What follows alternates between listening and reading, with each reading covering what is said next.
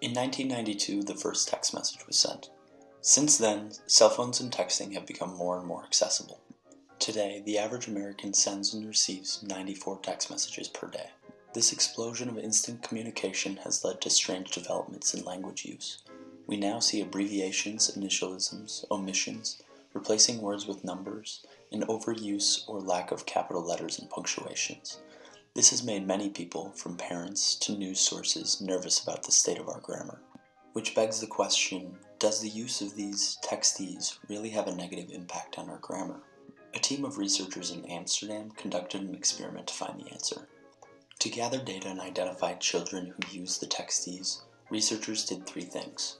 First, they gave the children a cell phone with a message on it and asked them to respond as they would to a friend. Second, they gave the children real-life scenarios and asked them to respond as they would in real life.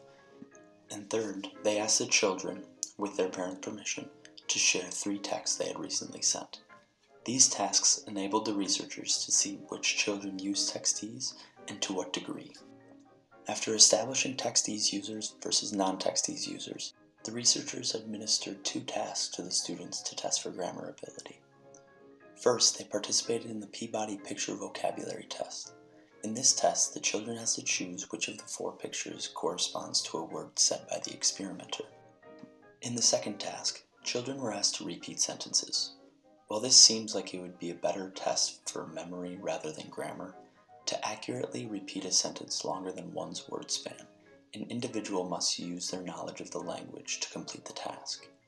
In other words, sentences longer than 7 or so words are too long to remember exactly, so the way in which a sentence is remembered, what is changed or omitted, is up to the working understanding of the speaker's grammar and syntax.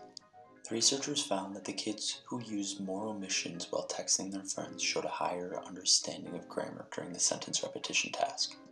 Think about it. If the texters were used to filling in the blanks on a daily basis in messages to and from their friends, they should be reasonably good at filling in the blanks in their own memory to create grammatically correct sentences. So to answer the question, does texting ruin your grammar?